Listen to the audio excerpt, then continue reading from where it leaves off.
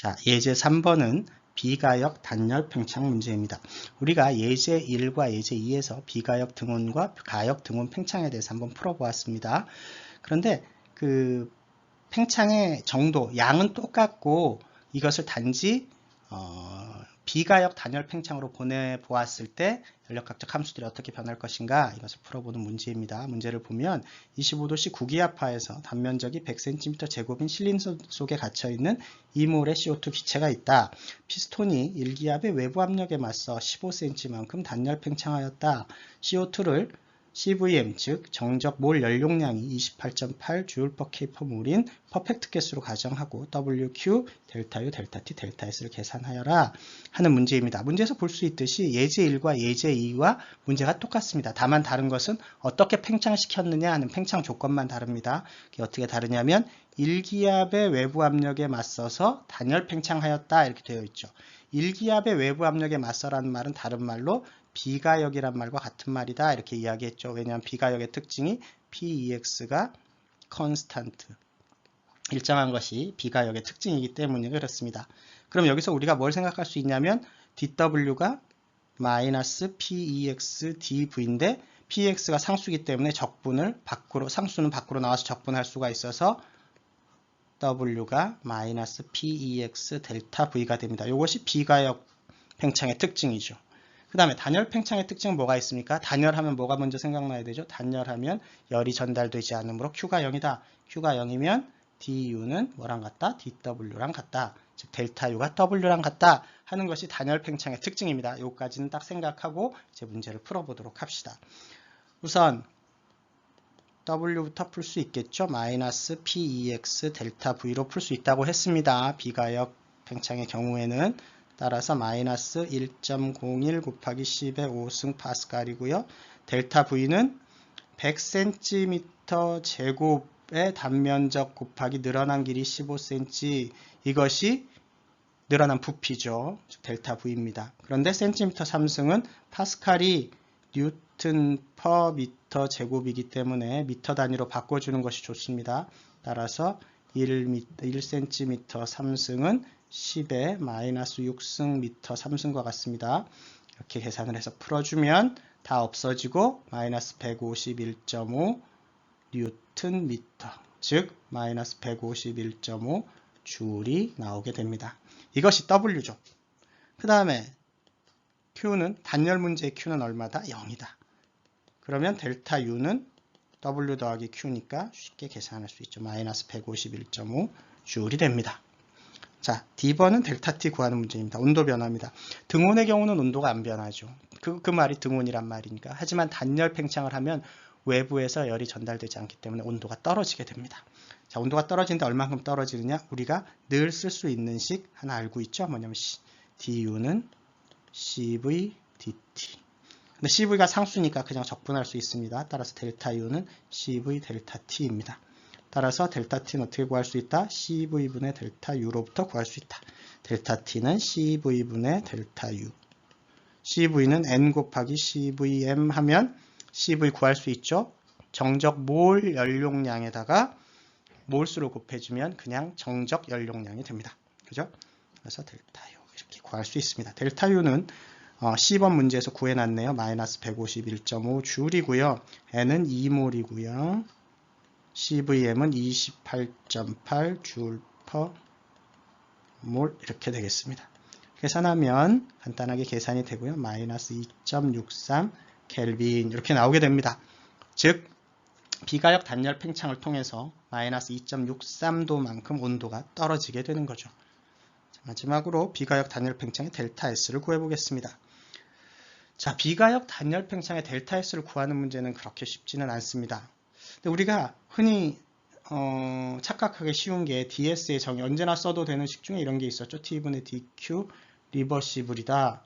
따라서 델타 S는 T분의 Q 리버시블인데, 즉 비가역 경로로 가더라도 가역 경로에 Q 값을 갖다 쓰면 된다 그런 말이잖아요. 근데 가역 경로의 Q 값이 단열이니까 0이니까 그냥 0으로 쓰면 되겠네. 비가역도 이렇게 쓰면 틀린다고 했습니다.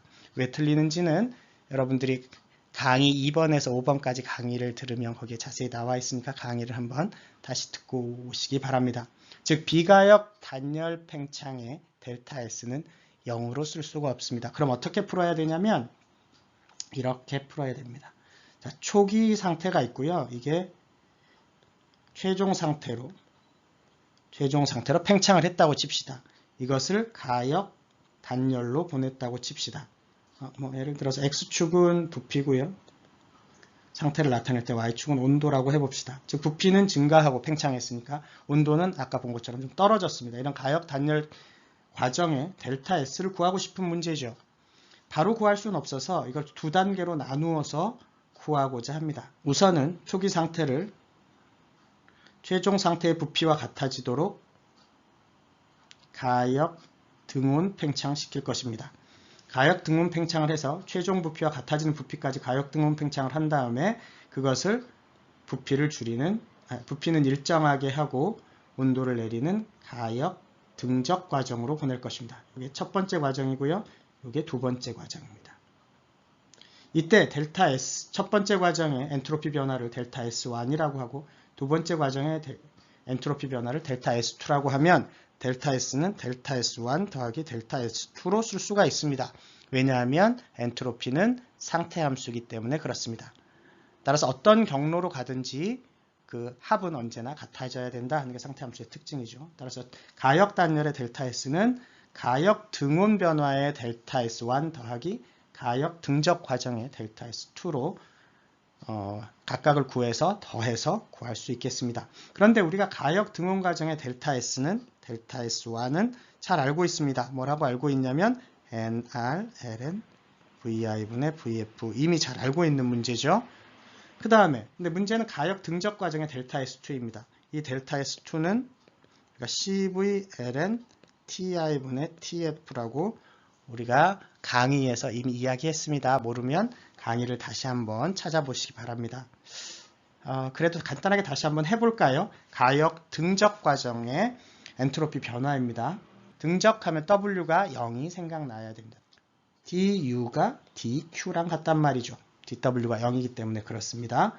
근데 DU는 CV, DT입니다. DQ는 TDS로 쓸 수가 있습니다. 왜냐하면 DS의 정의가 T분의 DQ 리버시블이고 이 과정은 가역 과정이기 때문에 지금 DQ는 TDS로 쓸 수가 있게 됩니다.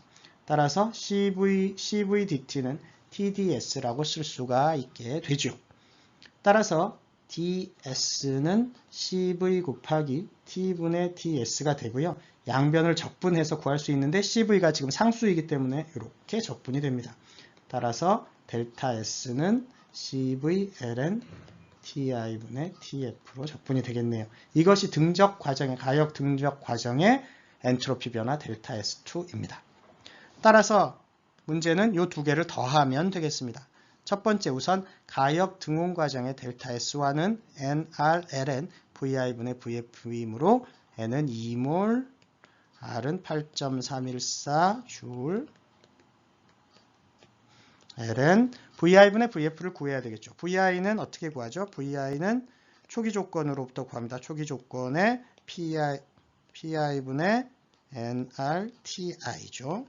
그러면 구기압 N은 2몰, R은 0.082 리터 애트모스피어 per octave per mol 곱하기 TI는 298K 이렇게 구하면 5.43리터, 437리터 나옵니다. 그래서 5.437리터고요. 최종 부피는 여기에다가 늘어난 부피, 즉 아까 1.5리터 정도 됩니다. 100cm 제곱인 단면적에 15cm 늘어난 걸 리터로 바꿔주면 1.5리터니까요. 그래서 이 두 개를 더한 6.937리터가 VF가 됩니다. 그래서 이거를 계산하면 계산기에다 놓고 계산하면 4.05 J/K 이것이 가역 등온 과정에서의 엔트로피 변화 델타 S1입니다.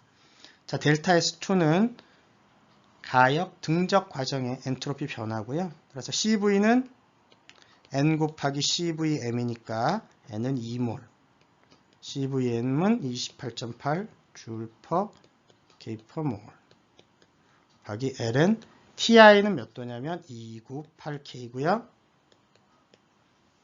TF는 이 298에서 아까 2.63K만큼 떨어졌으니까 2.63K를 뺀 값이 최종 온도가 됩니다. 그래서 이 계산을 하면 마이너스 0.51 J/K가 되고요.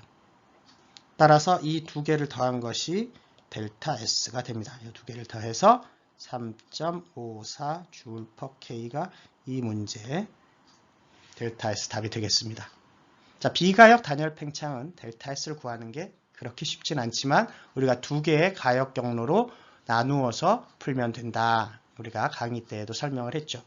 자, 지금까지 우리가 예제 1, 2, 3을 통해서 여러 가지 다른 팽창들을 좀 배웠어요. 그래서 팽창의 조건에 따라서 값들이 다 달라지게 됩니다. 푸는 방법이 좀 틀리고요.